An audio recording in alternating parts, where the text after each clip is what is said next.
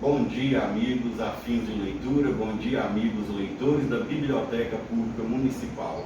Nós estamos aqui hoje para estrearmos o nosso quadro Deguste Literário, objetivo do quadro, homenagear uma determinada obra, um determinado autor, e hoje nós estamos diretamente da Prefeitura Municipal de Covelho, com um convidado mais que especial, o nosso prefeito Luiz Paulo, a quem eu peço que saúde os nossos leitores.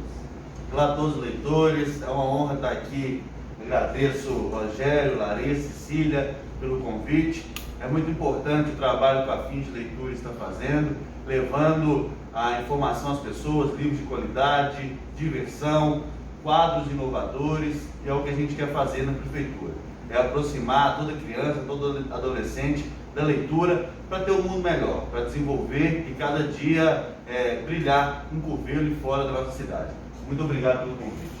Nós que agradecemos a disponibilidade. Nós vamos fazer um bate-papo hoje sobre um autor brasileiro muito famoso. Suas obras já foram traduzidas para mais de 15 línguas, mais de 30 países, e nós vamos falar sobre José Mauro de Vasconcelos. E por que José Mauro de Vasconcelos? Porque hoje, dia 26 de fevereiro, ele estaria fazendo 101 anos, né? Quem vai contar para nós um pouquinho sobre a vida de José Mauro de Vasconcelos, de forma resumida, é a nossa amiga Ana Cecília. Oi, gente. Então, o José Mauro de Vasconcelos, ele nasceu no Rio de Janeiro, em Bangu, mas ele teve que mudar para Natal, lá no Rio Grande do Norte, porque ele era de uma família muito pobre e os pais dele não conseguiam cuidar dele. Então, ele teve que morar com os tios dele lá em Natal. Mas ele trabalhou sempre lá. Mas aos 15 anos ele voltou para o Rio de Janeiro, onde ele trabalhou carregando bananeira, lutador de boxe, ele trabalhou como ator, né? Isso, e muitos outros trabalhos. Mas seu primeiro livro publicado foi Banana Brava, não é Banana Brava? Banana Brava. Isso, e ele não foi um livro que teve muita repercussão, mas ele começou a ser mais conhecido a partir desse livro aqui, Rosinha e Minha Canoa.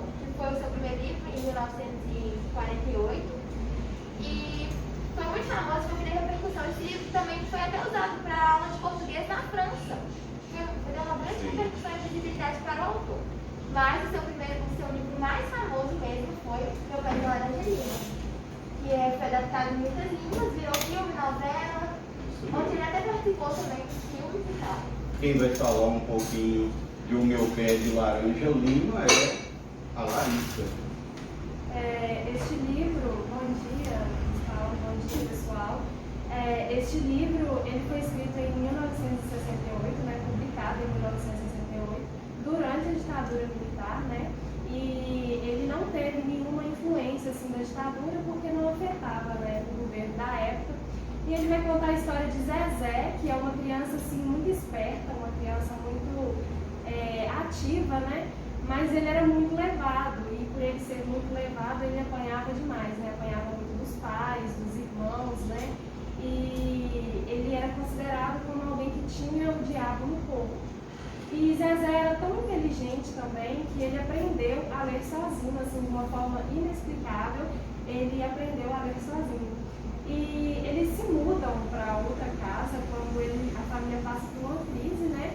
Quando o pai é demitido e a mãe tem que trabalhar para sustentar a família. E lá no quintal tem várias árvores e cada irmão escolhe uma árvore, né? E a árvore que Zezé fica é o pé de laranja lima.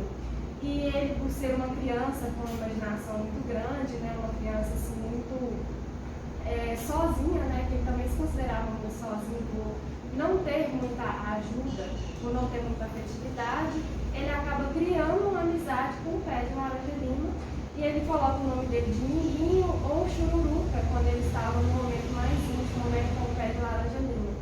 E além disso, Zezé, ele conhece Manuel Vasconcelos e ele é um homem que ele mantém uma amizade escondida, né? Escondida da família. E Manuel Vasconcelos é como um pai para ele, que ele não teve, né? Um pai que ele teve um pai, mas que não dava muita assistência para ele. E ele dava assim um carinho que o filho que Zezé não tinha em casa. Mas chega um momento da história que, por alguns acontecimentos, tiver o interesse de ler o livro, vai entender o que aconteceu com Manuel Vasconcelos.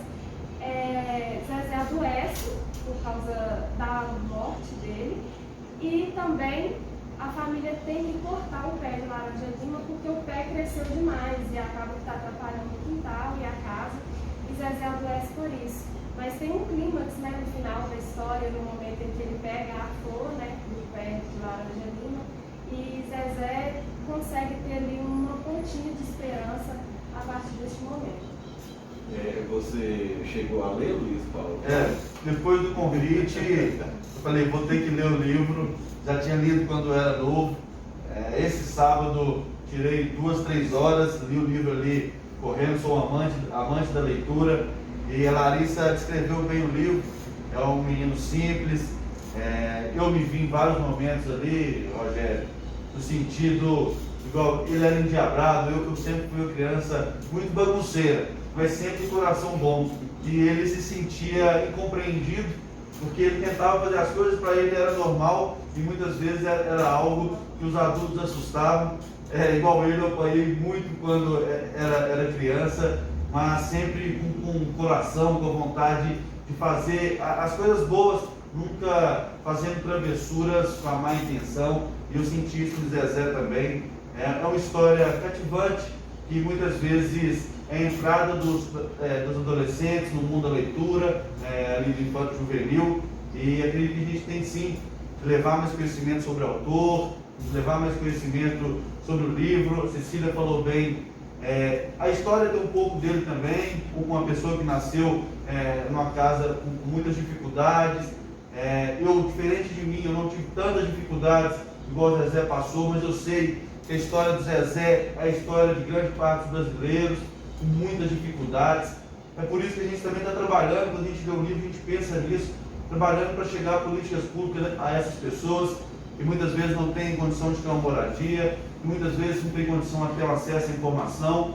E o Zezé, ele acaba fazendo amizade com o Manuel, que é o Portuga, e o Portuga possibilita ele também tem um tio que ajuda ele sobre falar sobre livros, sobre como é importante ler, e o tio dele até assusta, que ele aprende a ler sozinho, e o Portuga também dá a oportunidade de ter acesso a livros. E nesse episódio eu lembrei muito do meu avô, que sempre possibilitava que eu comprasse revista aqui na banca do Zequinha. Todo mundo conhece a banca do Zequinha, todo mundo que é mais velho. Então ali foi um grande crescimento para mim. Eu também perdi meu avô, eu tinha 8 anos, Zezé perdeu o Portuga. Então, lendo o livro, eu me senti em algumas partes desse livro, apesar da minha idade, que é um livro já mais do público infanto juvenil. Gostei muito do livro, foi instigante, foi legal, você ficar sabendo o que vai acontecer, o que aconteceu com o Portuga, o que vai acontecer com ele. Prende, né? Que prende a leitura. Então, assim, muito interessante, e a gente tem que conseguir que as crianças leiam isso, que os adolescentes leiam, que realmente é uma porta de entrada para o mundo da literatura aí. Bacana. É um livro bastante cativante, como vocês colocaram, né? E nós não podemos esquecer também do Rosinha Minha Canoa, né? Quem não leu, convido a ler. Fala só um pouquinho, Ana Cecília, sobre o personagem. Quem é o personagem central de Rosinha Minha Canoa? E a partir daí... Mas não conta a história toda não, que eu quero ler. Deixa o mistério. Só apresentando o personagem principal, a relação desse personagem com a natureza, vocês vão perceber o quanto nas obras de José Mauro de Vasconcelos, aliás, a gente estaria sendo muito injusto com ele se falarmos apenas desses 2 livros, né? Que tem muito mais, relacionando a vida do personagem, a situação da época com a vida do nosso convidado Luiz Paulo. Então, esse livro, né, fala sobre o personagem principal, é o Zé Orocó, o protagonista, e ele ganha de presente de um índio uma canoa. Então, ele carinhosamente, né, nomeia sua canoa de Rosinha. O protagonista, Zé Orocó, ele tem uma coisa assim inusitada. Ele conversa com essa canoa, conversa com ela, com os animais, com as plantas, e as pessoas acabam tirando isso uma ideia errada, sabe? Uma coisa diferente, porque o diferente é estranho, né? Achavam que ele era doido? Achavam que ele era louco, nossa. Principalmente o dia lá no contexto, né, da história, que chegou um médico lá, que ia levar o Zé Orocó pro hospício, acabou levando, né? Mas aconteceu muitas coisas pessoas lá, ele notou que com essa ida no hospício, ele perdeu muito daquilo que estava assim, no interior, daquela inocência, aquele magnetismo que ele tinha com isso tudo. Uma coisa que a gente pode perceber nos livros do José Mauro é que ele gosta de colocar os personagens para conversar com outras coisas, né? Então, aí eu te pergunto, você, nesse sentido assim, de conversar com outras coisas, você já teve assim, um amigo imaginário, alguma coisa assim, conversa sozinho? Nunca tive um amigo imaginário. Eu sempre conversei internamente como o Zezé fazia também. Além de conversar com o meu pai Laranja Lima, ele pensava muito para dentro, igual ele dizia, igual a Larissa colocou, ele cantava para dentro. Então eu já conversei muito comigo. Amigo imaginário assim, eu não lembro de ter tido um. É comum na infância, mas não foi na minha imaginação. Beleza. Então, 2 livros do José Mauro que vale a pena ler, quem ainda não leu, né? Principalmente aí os nossos jovens que falam muito das dificuldades, né? Principalmente o meu pé de Laranja Lima, pela leitura de Rosinha Minha Canoa e dos outros livros de José Mauro de Vasconcelos, a gente percebe assim que ele fala muito do sertanejo e ele fala também principalmente do índio. Muitos livros dele ele trata da questão do índio, tá? Inclusive, ele queria servir de um enfermeiro para os índios. Ele dizia assim, não vejo a hora de meter o peito no mato. E ele sempre ia matar a saudade da selva. Ele dividia o tempo entre a cidade e a selva. Você, Luiz Paulo, e vocês meninas também, caso queiram dar sua opinião, já teve vontade de, entre aspas, sair metendo o peito em alguma coisa? Ou por algum ideal? Eu estou na política por ideal. Eu fiz 4 anos de engenharia, 4 anos e meio na verdade, até entender que engenharia não era o meu caminho. Fiquei 6 meses ali pensando o que eu queria da minha vida e vi a política num momento muito difícil da minha vida.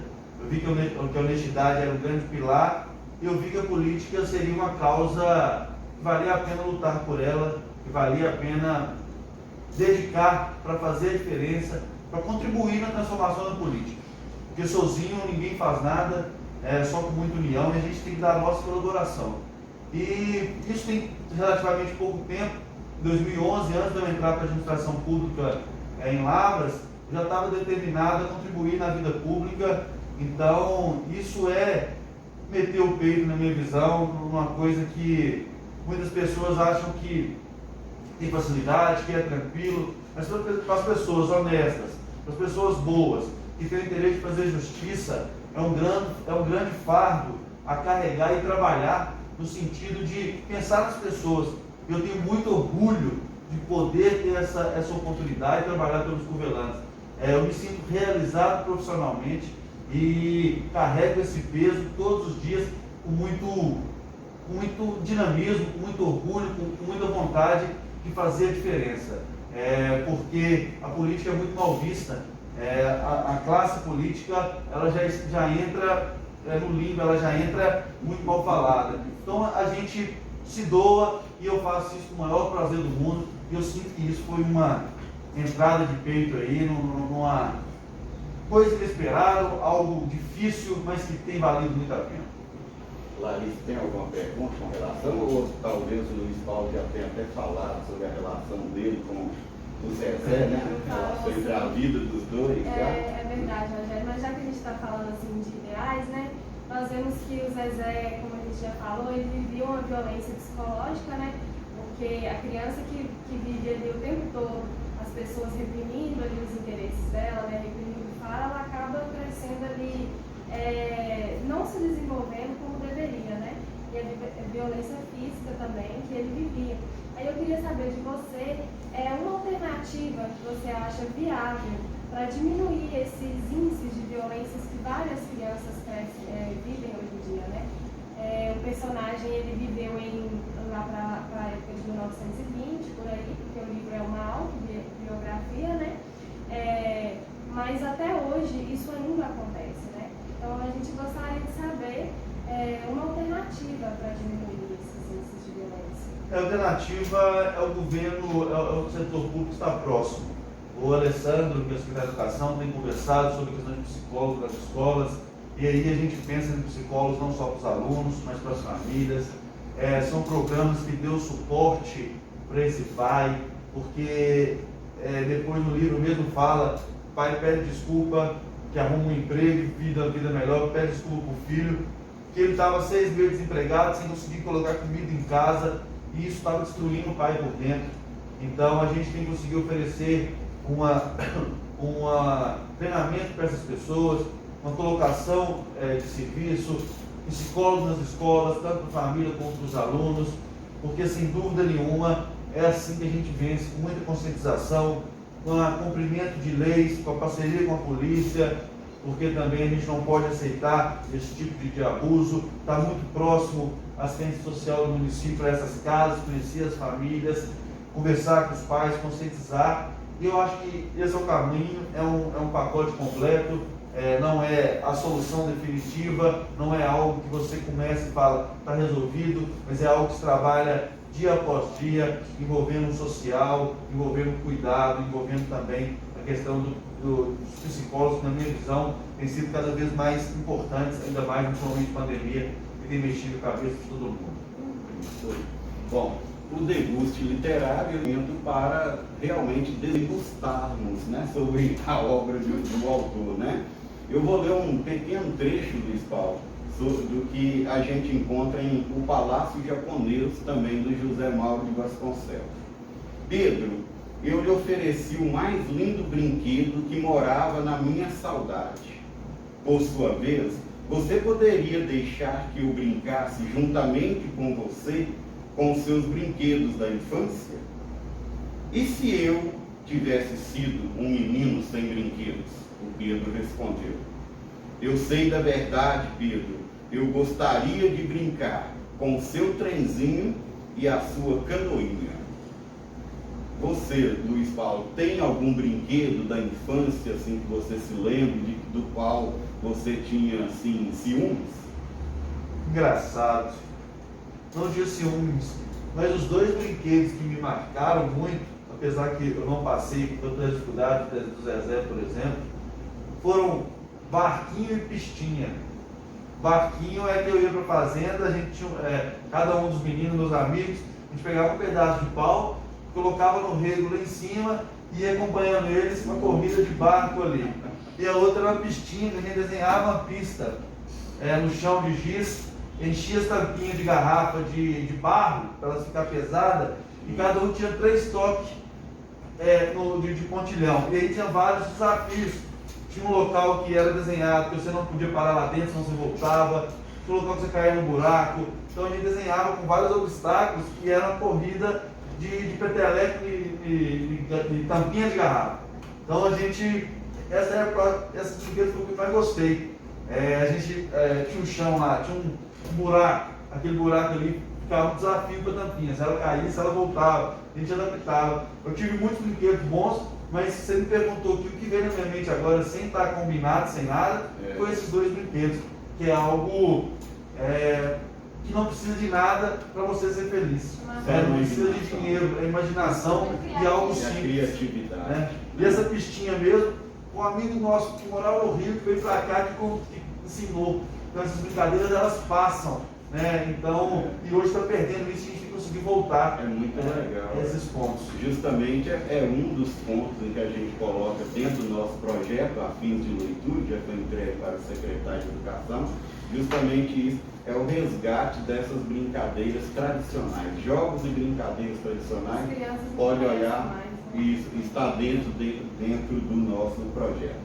Né? E as 2 minhas são diferentes. São bacanas. São diferentes. Essa aí das tampinhas aí eu não conhecia não. E é legal demais. Eu já vi colocar barquinho para disputar corrida na enxurrada, né? Barquinho de papel, mas das tampinhas aí é diferente. Muito criativo. Mais uma degustada em Barro Blanco, que é outro livro do José Mauro de Vasconcelos. Ele, através do personagem chamado Chicão, que era um homem bastante rude, né?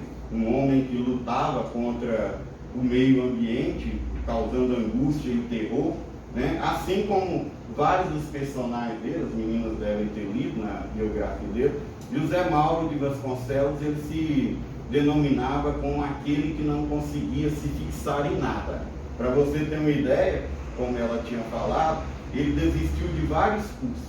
Ele foi da medicina até conferente de carga. Ele chegou a carregar caixas de banana, né? E ele dividiu o tempo entre o índio e a literatura. E você até falou da sua formação. Aí a gente gostaria de saber, houve dúvidas ou desde pequeno você falava, vou ser um administrador? Na verdade, eu acho que sempre existiu dentro de mim, mas eu tinha um pouco de receio. Eu era aquele que sempre colocava a voz, que sempre posicionava na escola. Então eu tinha brigado com vários amigos, brigado com alguma coisa, de outro, brigado assim, briga de criança. E eu nunca tive coragem de pôr meu nome para ser líder de turma. Eu sempre tive essa vontade dentro de mim, eu falava, se eu colocar meu nome para líder de turma, eu não vou ter um voto sequer. Essa era a minha sensação, porque eu era igual o Zezé, eu era um cara que corria para um lado, corria para o outro, mas sempre muito amigo de todo mundo. Mas o meu sentimento é que eu não teria voto. Então eu não tive coragem de pôr meu nome para nada. Isso ficou incubado dentro de mim, que eu entendi que o meu perfil, talvez, eu sou um cara mais expansivo, o meu perfil não dava política. E eu fui para a engenharia. E na engenharia eu não descobri de jeito nenhum. Quando eu saí da engenharia, eu comecei a pensar sobre a minha vida, li alguns livros e defini como objetivo da minha vida contribuir na transformação da política. E a partir daquele momento, eu nunca mais tive dúvida nenhuma. É lógico que isso foi crescendo. É lógico que quando você põe um objetivo para você, não é algo, encontrei, vou seguir meu caminho. São dias de luta, são dias que você pensa e fala, não é o caminho, outros dias você está muito animado, mas eu nunca deixei de trilhar meu caminho. Então eu tive dificuldade nesse início de engenharia, sempre existiu a política na minha vida, mas só depois de velho que eu fui colocar meu nome para a eleição. Eu fui fazer um estágio em Brasília e na turma de estagiários tinha eleição para quem ia ser o presidente do estágio, que tinha uma simulação na Câmara dos Deputados, e eu coloquei meu nome. E aí eu acho que tinha 50 pessoas, eu tive 43 votos, era eu contra outro, ele teve 5 e nós dois não contávamos o nosso voto. Então eu fui eleito por ampla maioria, e depois de lá, graças a Deus, nunca mais perdi a eleição. Em 2016 fui candidato a vereador, fui eleito, em 2020 a prefeito, agora eu vou continuar trabalhando. Não sei as próximas eleições, como vai ser, porque o objetivo nosso, o olhar nosso, é para hoje. Mas com certeza eu me encontrei, igual o Mauro encontrou, nos livros, eu me encontrei na política e contribuí na transformação da política que tanto precisa nesse momento. Beleza, Luiz Paulo. Essa questão que você está sempre colocando, a importância do livro, a importância da leitura, isso é bastante importante também para os nossos leitores. É isso, Larissa?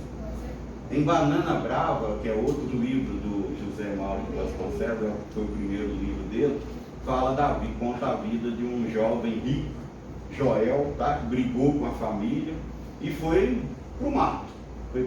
Foi ser garimpeiro, depois foi para o garimpo de cristal, e lá ele passou diversas situações de intrigas e traições. Você, assim, já viveu alguma situação assim, que teve que vencer uma intriga, uma traição, assim? Traição até que não, mas intriga política é intriga, né? É verdade que a gente vive isso o tempo inteiro, de todos os lados, mas eu tento tratar todo mundo da mesma forma, deixar essa questão de partido de lado, eu tento não misturar as coisas, mas acaba que a gente sempre tem atrito. O que eu busco é sempre escutar e seguir a questão. Se eu estiver errado, eu vou voltar atrás. A gente tem que estar aberto a escutar. Mas atrito, essas relações sempre vão existir na política. A gente tem que mudar a cara da política e saber conviver com esse tipo de coisa. Por fim, nós vamos falar de um outro romance dele. Existem outros também, Rua Descalça, Vazante, Doidão e vários desses, Coração de Vidro, que é excelente também, tá? Uma ótima sugestão de leitura. nós temos lá na nossa biblioteca todos esses Eu ia livros perguntar que a isso. gente está Quem falando. quiser pode ir Tem lá. todos lá, quem quiser está lá à disposição de vocês, tá? Alguns nós temos até mais de um volume, tá? Funcionando até hoje, de 8 às 5h30. Continuamos funcionando com todas as regras, né, de segurança, de 8 até às 17h30, tá? Vou fazer a última pergunta e passo para os agradecimentos. Arara Vermelha é um romance também do José Mauro, né? Em torno do índio do sertão do Araguaia. Ele gosta muito de falar do índio e do sertanejo, era uma paixão na vida dele, né? Esse livro ele expõe o conflito entre culturas diferentes, o homem branco e o indígena. E expõe também a precária sobrevivência da cultura indígena. Na sua opinião, como a biblioteca pode contribuir para preservar a cultura? Primeiro, continuando tudo que vocês estão iniciando, projetos de aproximar as pessoas, nós podemos fazer exposições, nós podemos fazer imersão da biblioteca nas escolas municipais, nós podemos fazer sessões da biblioteca no Cine Virgínia, nós podemos ir para a praça, um momento de leitura na Benedito, na Praça da Estação, a gente pode envolver as pessoas da melhor forma possível, a gente pode fazer premiações, igual vocês estão fazendo, vocês têm cheio de projetos aí, eu não vou contar agora, mas eles estão cheios de projetos para envolver. Tem muitos, né? Envolver Não as pode nem pessoas. contar tudo, né? Não pode. E aí trabalhar a Secretaria de Educação junto com a cultura, desenvolver todo esse projeto. Tenho certeza que nós temos um grande potencial de levar sobre todas as temáticas. Você citou aí muito importante sobre as diferenças do país, sobre o índio, o tanto que é importante para o país, para a nossa história. Que quem estava aqui na terra o tempo inteiro, a nossa terra, são os brasileiros. Então nós temos que falar, nós temos que estar sempre colocando os temas em pauta para levar conhecimento às nossas crianças, jovens e adolescentes. Tá certo. Pode ter certeza que a gente não quer adiantar tudo, mas dentro do nosso projeto nós temos também o Biblioteca Itinerante, que é essa ida e à praça, é a ida às escolas, é a ida a outras instituições, tá bom? E eu termino, pessoal, do Afio de Leitura, leitores da nossa biblioteca, que eu faço questão de frisar, é a biblioteca de todos, até copiando um pouquinho do seu lema, né? A gente coloca que ela está aberta a todo mundo, tá? É uma biblioteca realmente de todos. Estamos lá à disposição da população e nós agradecemos a sua disponibilidade, a gente sabe da sua agenda que é muito cheia, de nos receber aqui no seu gabinete para a gente fazer esse nosso primeiro deguste literário. Muito bom, agradeço a todos vocês, Larissa, Rogério, Cecília, foi um prazer receber vocês aqui, foi um prazer receber a biblioteca no gabinete, isso também demonstra a nossa vontade de levar cultura, levar conhecimento aos nossos jovens, conto sempre com o nosso empenho, foi um prazer ler o livro, foi um prazer falar sobre o livro, foi muito bom receber perguntas que me fizeram lembrar da minha infância, como das brincadeiras, e aí é um tempo aqui de descontração, de a cabeça ficar um pouco mais leve, porque como você disse, a agenda é cheia, e nós temos que trabalhar muito. Então, agradeço muito, estou sempre à disposição, foi um grande prazer esse bate-papo. Obrigado, pessoal, até a próxima. Obrigada. Tchau.